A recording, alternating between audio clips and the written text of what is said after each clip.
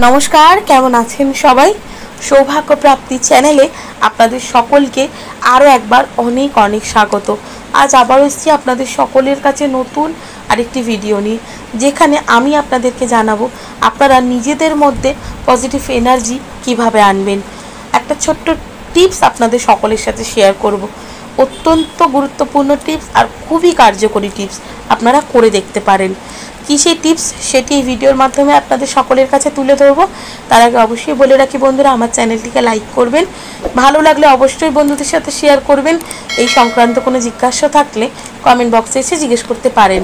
Subscribe করে bell বাটনটা press করে রাখবেন যাতে আমি যখনই নতুন কোনো ভিডিও দিই না কেন সেটা সরাসরি আপনাদের কাছে পৌঁছে যায়।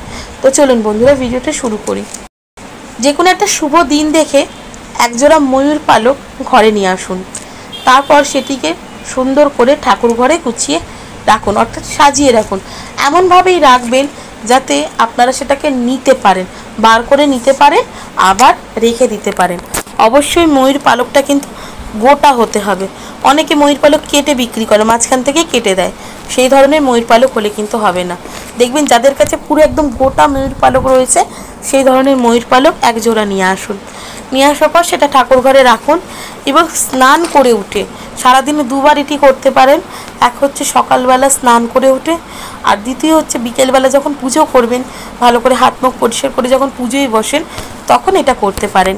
দেখবেন অনেকাংশে কিন্তু নিজেদের মধ্যে আপনারা পজিটিভ যে এনার্জি সেটাকে বুঝতে পারবেন। কী করতে হবে, সেই ময়ূর পালকটি নেবেন।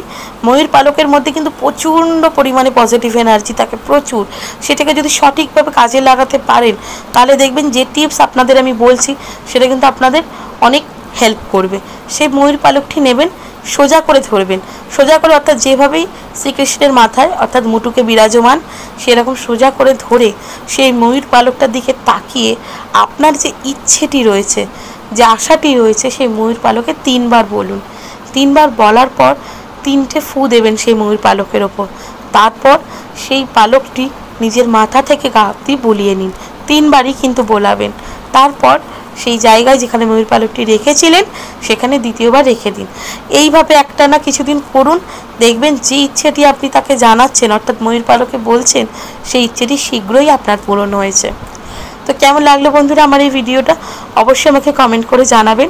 সুস্থ থাকবেন, ভালো থাকবেন, দেখা হবে নতুন আরেকটি ভিডিওতে।